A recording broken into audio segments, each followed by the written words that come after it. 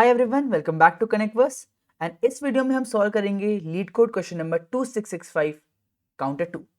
सो देखते हैं क्वेश्चन क्या बोल रहा है। सो ये क्वेश्चन है हमारा क्लोजर कॉन्सेप्ट के ऊपर। If you don't know closure और आपको क्लोजर के और भी क्वेश्चन सॉल्व करने हैं, so you can check out our Connectverse की अल्टीमेट जावास्क्रिप्ट शीट। हेयर हम क्या कर रहे हैं, हम टॉपिक वाइज टॉपिक को उठा के उसके कुछ थ्योरी पार्ट पढ़ के उसके क्वेश्चन सॉल्व करना चाह रहे हैं, like we do in DSA. हम डीएसए में टॉपिक उठाते हैं, टॉपिक की थ्योरी पढ़ते हैं एंड क्वेश्चन सॉल्व करते हैं। The same we are trying to do with JavaScript, ताकि आपको इंटरव्यूज में किसी भी टॉपिक से कुछ पूछा जाए, you are ready for it. So हमने क्लोजर्स के बहुत क्वेश्चन सॉल्व किए हैं, ये हमारा लास्ट क्वेश्चन है क्लोजर्स के ऊपर हमारी शीट के अंदर। तो क्वेश्चन का नाम है काउंटर 2। स्टार्ट करते हैं क्वेश्चन को। ठीक है, क्वेश्चन क्या बोल रहा है, right a function create counter. Okay, create counter जो फंक्शन दे रखा है, it should accept an initial value in it and it should return an object with 3 functions. The function first is increment, जो increment करेगा 1 से value को, decrement जो decrement करेगा value को, और रीसेट क्या करेगा, वापस इनिट से इनिशियलाइज कर देगा। ओके, समझ गए।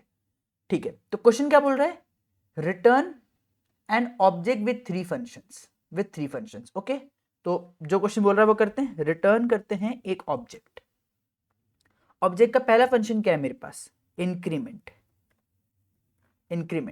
ठीक है, और इंक्रीमेंट क्या है मेरे पास, एक फंक्शन है, फंक्शन। ओके, इंक्रीमेंट क्या है मेरे पास, एक फंक्शन है।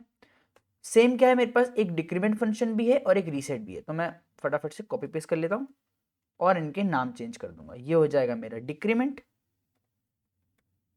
और ये क्या हो जाएगा मेरा, रीसेट। करेक्ट।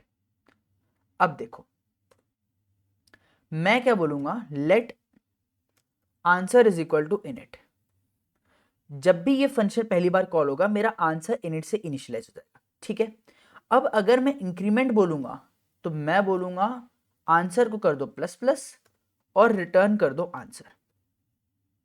आंसर को मैंने क्या प्लस प्लस, क्योंकि एक वैल्यू मैंने बढ़ाई एंड फिर मैंने आंसर को रिटर्न कर दिया। अगर डिक्रीमेंट फंक्शन होगा सो बेसिकली सेम ही करूंगा, मैं आंसर को माइनस माइनस एंड रिटर्न कर दूंगा आंसर। करेक्ट। और अगर मेरा रीसेट फंक्शन होगा, रीसेट क्या करेगा मेरा, वापस से क्या लिखा है यहाँ पे, sets the current value to the init.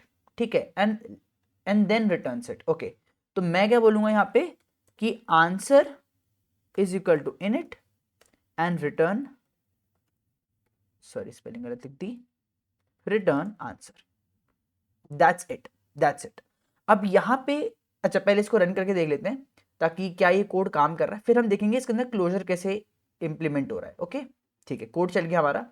अब इसमें क्लोजर कैसे लगा, ठीक है, ये क्वेश्चन एक पूछने वाली बात है। अब देखो ये मेरा क्या है, एक वेरिएबल मैंने आंसर को इनिशियलाइज कर लिया इनिट से।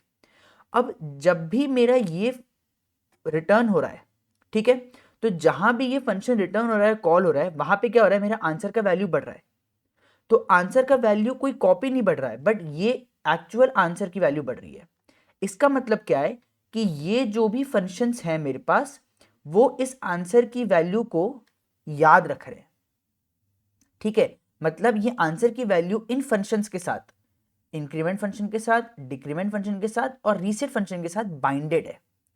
तो तुम कह सकते हो कि ये आंसर मेरा हर एक फंक्शन के साथ जा रहा है, दिख नहीं रहा हमें, बट वो वेरिएबल हमारा आंसर वेरिएबल हमारा सारे फंक्शंस के साथ कहीं ना कहीं बाइंडेड है।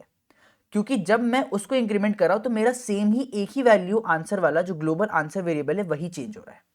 And this is known as closure. Closure क्या बोलते हैं हमें, कि function bundled together with its surrounding, उसे हम क्लोजर बोलते हैं। और यही चीज यहां पे हो रही है कि ये जो फंक्शंस हैं, जो भी हम रिटर्न कर रहे हैं इस ऑब्जेक्ट के अंदर, वो अपने सराउंडिंग को याद रख रहे हैं, वो अपने सराउंडिंग के साथ बंडल्ड है। So this is the concept of closure और ये है हमारा क्वेश्चन का सोल्यूशन।